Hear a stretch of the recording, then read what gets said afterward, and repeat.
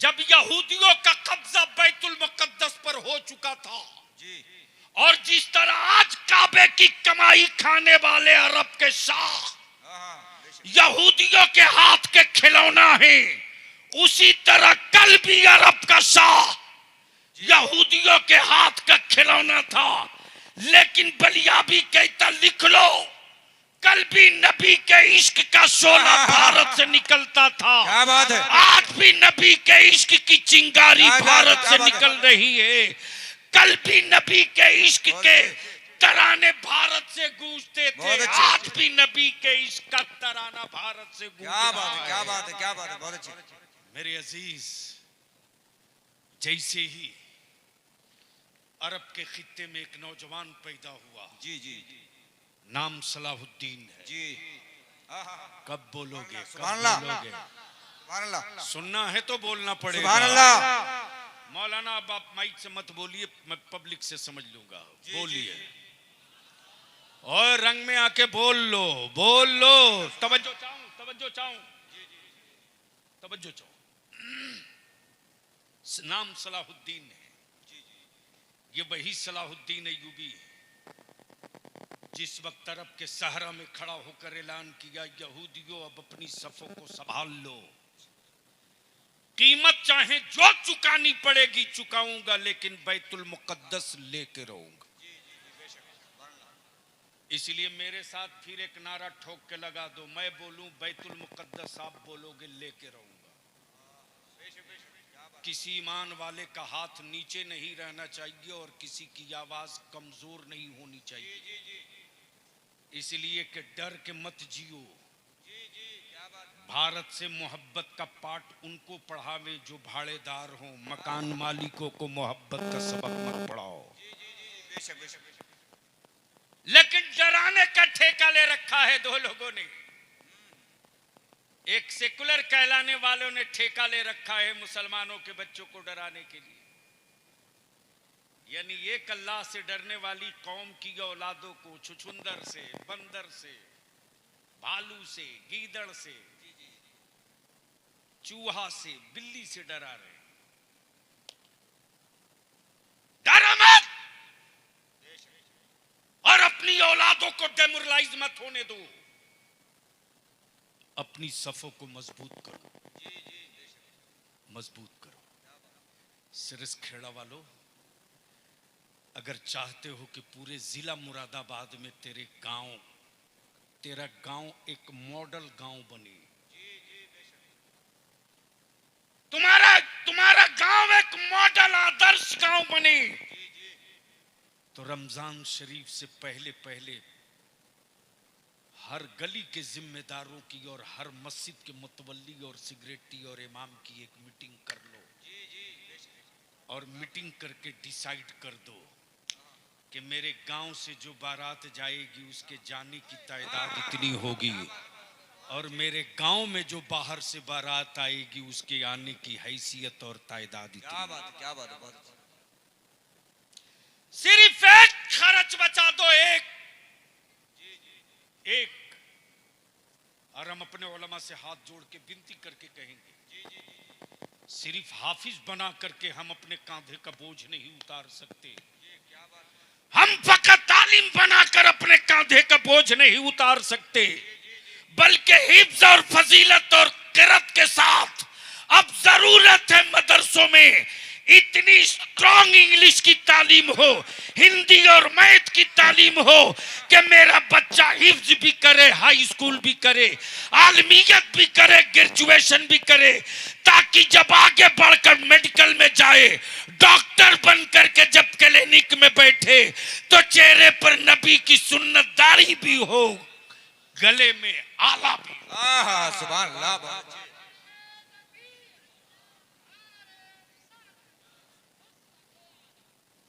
लेकिन क्या गजब बना दिया है रे पैसे वालों ने, मदरसे की सूरत बिगाड़ दी। लोगों ने समझ लिया पैसे वालों ने कि मदरसे का मतलब टूअर, यतीम, गरीब, मुफलिस। इस दीवार को गिराओ। पहले जागीरदारों के बेटे आलिम होते थे, पहले बादशाहों के बेटे आलिम होते थे, तब बलिया भी कहता आज के हुक्मरानों से कान खोल करके सुन, आलमगीर औरंगजेब को गालियां देने वाला सुन, मदरसों का मुकाबला तुम करोगे? अरे अगर खोल दूं बलिया भी तेरी कुंडली, कुंडली तेरी खोल दूं तो ताबूत घोटाला वाला, चारा चोर, जमीन चोर, माइंस चोर, कॉपी चोर, कफन चोर, देश का राज बेचने वाला मदरसे से पढ़कर पार्लियामेंट नहीं किया है, स्कूल और कॉलेज से पढ़ के गया है, स्कूल और कॉलेज से पढ़कर गया है। मदरसों से क्या क्या निकला है ये देखना चाहते हो? साबिर अलाउद्दीन मदरसे से, महबूब इलाही मदरसे से, ख्वाजा निजामुद्दीन मदरसे से, साबिर पाक मदरसे से, शाह बरकतुल्लाह मदरसे से, सैयदना मीर मोहम्मद मदरसे से, इमाम अहमद रजा मदरसे से, सदरुल्लाह फाजिल मदरसे से, कारी अब्दुल लतीफ मदरसे से। मदरसे से निकले हुए लोगों ने नफरत नहीं मोहब्बत बताई, मोहब्बत बताई। लेकिन कौन समझाएगा आपको? लोगों ने समझ लिया, हमने चंदा दे दिया, काम हो गया। मेरे अजीज, जिस दिन इलाके का जमींदार का बेटा आलिम बनेगा, 100 मौलवी मिलकर के उस बुरे काम को नहीं मिटा सकता। एक पैसे वाले का बेटा खड़ा हो जाएगा तो लाठी भी साथ में रहेगी और रोब भी साथ में रहेगा। लेकिन यहां तो लोगों ने समझ लिया कि जितना टूवर यतीम है वही मदरसे में, बस आखिरी हिस्सा मदरसे से डर क्यों डर लगता है? जब सलाउद्दीन अय्यूबी ने ऐलान करके कह दिया कि बचा सकते हो तो बचा लो, तेरा कब्जा छीनूंगा, बैतुल मुकद्दस मेरा है, लेके रहूंगा। अरे करबला की वादी में हुसैन का कदम पड़ा तो आज हर मोहल्ले में करबला का झंडा दिखता है यार। बैतुल मुकद्दस तो किबले अव्वल है, इसमें सिर्फ सहाबा का नहीं, मेरे मुस्तफा का कदमे नाज पड़ा है और सारे नबियों ने मुस्तफा के पीछे नमाज अदा की है। तो बैतुल मुकद्दस तो आज नहीं कल लेकर रहेंगे। तो डर तो नहीं रहे हो? अरे जोर से बोलो सुभान अल्लाह। डर तो नहीं रहे हो? नहीं। तो स्टेज से लेकर नीचे तक एक नारा मेरे साथ ठोक दो। मैं बोलूंगा बैतुल मुकद्दस, आप क्या बोलेंगे? मैं बोलूंगा बैतुल मुकद्दस, आप क्या बोलेंगे? लेके रहेंगे। लगा दो बैतुल मुकद्दस, लेके रहेंगे। कोई आवाज बुलंद कर, डर मत। बैतुल मुकद्दस लेके रहेंगे। बैतुल मुकद्दस लेके रहेंगे। बैतुल मुकद्दस लेके रहेंगे। मस्जिद अक्सा लेके रहेंगे। मस्जिद अक्सा लेके रहेंगे। मस्जिद अक्सा लेके रहेंगे। मदरसों से डर क्यों लगता है? जी जी क्या बात। जब उठा सलाहुद्दीन अय्यूबी, अरब के खित्ते में कुफ्र की जमीन छोटी होने लगी, बड़े बड़े खानदानी सेहतमंद हाथों के बनाए हुए माबूदों के पुजारियों के पसीने छूटने लगे। आ गया है कोई मर्द आहन जो हर कीमत पर बैतुल मुकद्दस लेकर रहेगा। मदरसों से डर क्यों लगता है? ये वही सलाहुद्दीन अय्यूबी हैं जब सिंध के साहिल पर कैद खाने में ईमान वालों की बेटियों ने अरब के जाने वाले काफिले से कहा था, ओ अरब को जाने वाला, अरब की वादी में मेरा एक भाई रहता है जिसका नाम सलाहुद्दीन अय्यूबी है, उससे मेरा सलाम कहना। बताना कि मेरे पैरों में बेड़ियां किसने डाली, बताना मेरे हाथों में जंजीर किसने पहनाई है। सलाम का जवाब अरब की सहरा से हवाओं की दोष पे नहीं, कैद खाने पर आके दे। ये मुस्तफ़ा का आशिक है, वहीं से जवाब दिया, इस्लाम की बेटियों घबराओ नहीं, कैद खाने की दीवार टूटेगी, सैयदा फातिमा की कनीजें आजाद होंगी। मदरसों से डर क्यों लगता है? ये वही सलाहुद्दीन अय्यूबी जो देखते देखते बैतुल मुकद्दस पर कब्जा कर लिया। यहूदियत हाथ मलते रह गई, बैतुल मुकद्दस पर कब्जा। नसरानियत सर पीट के रह गया, बैतुल मुकद्दस पर कब्जा। जब कब्जा हो गया तो कुफ्र परेशान कि आखिर अरब का ये जवान पढ़ा कहां से है, इस अरब के जवान की तालीम कहां से, इस अरब के जवान की तरबियत कहां हुई है, इस अरब के जवान का वो उस्ताद कौन है, इस अरब के जवान के वजूद में इस्लाम के तई ये जज्बा पिलाया किसने? मदरसों से डर क्यों लगता? डर क्यों लगता? तो याद कर, सलाहुद्दीन अय्यूबी की तालीम किसी यूनिवर्सिटी से नहीं, किसी कॉलेज से नहीं, किसी स्कूल से नहीं, मदरसे से। अब तो बोलना चाहिए अल्लाह सुभान अल्लाह। तवज्जो चाहूं अहले स्टेज की। कहां से? क्या बात है? कहां से? मदरसे से। हाँ हाँ, सलाहुद्दीन अय्यूबी के मदरसे में और आज के मदरसे में थोड़ा सा फर्क है, थोड़ा सा फर्क।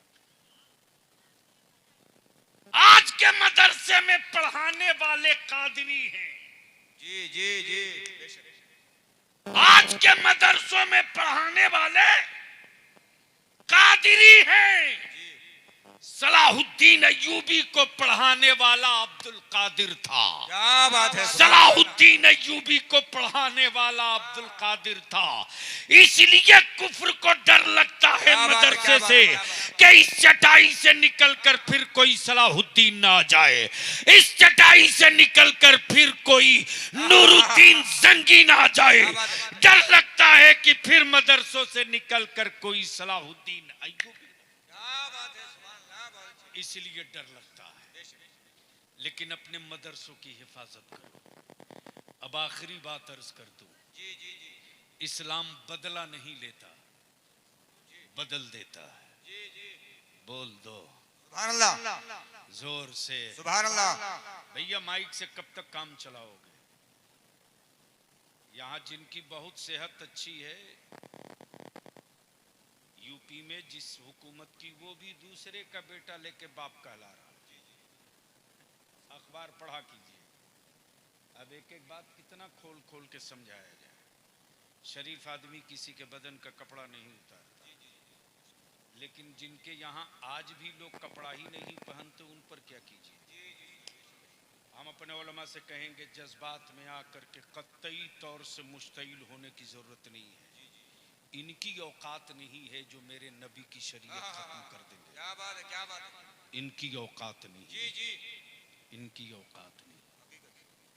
हाँ, अखबार में मटेरियल छाप लो। जब इसी 3 तलाक पर तेरे बलियाबी ने खम ठोक के सुप्रीम कोर्ट के दरवाजे पर कह दिया, तुमको जो कानून बनाना है बना के गर्दन में बांध के घूम, मुस्तफा का गुलाम भारत में वही करेगा जो नबी की शरीयत कहेगी, तेरे बाप के कहेगी। क्या बात है? सुभान अल्लाह। बहुत अच्छे, बहुत खूब, बहुत खूब। हम तो सीधी बात जानते हैं कि आप अपनी दीवार मजबूत कर लो। जी जी जी। पर्दे से भी उनको डर लगता है, इसलिए पर्दे पर भौंक रहे हैं। इसलिए कि लड़के और लड़की, मर्द और औरत का नेचर अलग अलग है। बेटी होगी किसी भी मजहब की तो उसके अंदर फितरी तौर से, कुदरती तौर से हया और शर्म होगी। अगर बच्ची होगी, अगर औरत होगी, लड़की होगी, उसके अंदर हया और शर्म होगी, चाहे किसी मजहब की। क्योंकि कुदरत की बनावट यही है कि बेटी है तो हया होगी, बेटी है तो उसकी स्क्रीन और चमड़े नाजुक होंगे बच्चों के मुकाबले में। बलियावी तो कहता है कहां गलत जगह हाथ डाल रहे हैं। पार्लियामेंट में एक बार बोल दिया था तो लोगों ने 15 दिनों तक दबाव डाला कि तुम अपना बयान वापस लो। मैंने कहा सदस्यता वापस कर सकता हो, बलियावी बयान वापस नहीं ले सकता, लिख लो। जी जी बेशक बेशक, क्या बात मैं है। जानता हूं कि तुम मेरा क्या बिगाड़ लो। डरो मत, जी अपनी औलादों को डेमोरलाइज मत करो। लेकिन कौन समझाए? जिनकी आबादी यूपी में 8%, 4%, 6% है, जी जी बेशक, वो डर में नहीं जी रहा। वो नहीं कहता कि क्या करे क्या करें, कोई मुतबादिल नहीं है। वो नहीं कहता कि क्या करें, कोई मुतबादिल नहीं है। जिनकी आबादी 22% है वो कहते हैं क्या करें, विकल्प नहीं है। जी जी इस कमजोरी को निकाल दो। जी जी और बलियावी अपनी कौम के जवानों से वोट नहीं मांगता, पैसा नहीं मांगता, सिर्फ 5 साल दे दो। जी जी मेरे लिए नहीं, अपनी औलादों के लिए, जी जी उलमा के लिए नहीं, अपनी नस्लों के लिए सिर्फ 5 साल दे दो। 6ठे साल जो सूरज निकलेगा वो किसी और का नहीं होगा, मुस्तफा के गुलामों का होगा। क्या बात है, बहुत अच्छी, बहुत खूब। सिर्फ 5 साल दे दो। जी जी इसलिए कि जो बच्चा आज 10 साल का है, 5 साल के बाद वो मुकम्मल स्ट्रांग होके खड़ा होगा। जी जी और जो 15 साल का है वो एक सीढ़ी चढ़ गया होगा। तुम्हें गुर्बत में रहने के बावजूद भी किसी से खैरात मांगने की जरूरत नहीं। बेशक, सिर्फ अपने शादी का खर्च कम कर दो। जी जी जी जी बेशक, सिर्फ शादी का खर्च।